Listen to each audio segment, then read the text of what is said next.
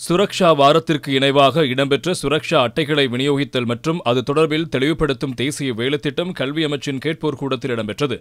40 லட்சம் மாணவர்களுக்கு சுரக்ஷா காப்புறுதியை பெற்றுக் கொடுக்கும் வகையில் கல்வி அமைச்சு மற்றும் இலங்கை காப்புறுதி கூட்டுத்தாபனத்துக்கு இடையில் ஒப்பந்தம் ஏற்படுத்தப்பட்டுள்ளது.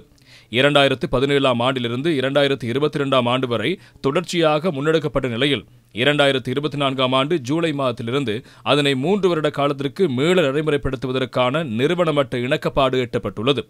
அரசாங்கம் அதற்கென 7112 மில்லியன் ரூபாவை ஒதுக்கீடு செய்துள்ளது. தங்கியிருந்து சிகிச்சை பெறுவோருக்கு 3 லட்சம் ரூபாய் வரை கிடைக்கப்பெறும். மேலும் வெளி சிகிச்சைகளுக்காக 20,000 ரூபாய் கிடைக்கப்பெறுவதோடு நோய் நிலைமைகளின் போது 15 லட்சம் ரூபாய் காப்புறுதி நன்மை கிடைக்கப்பெறும்.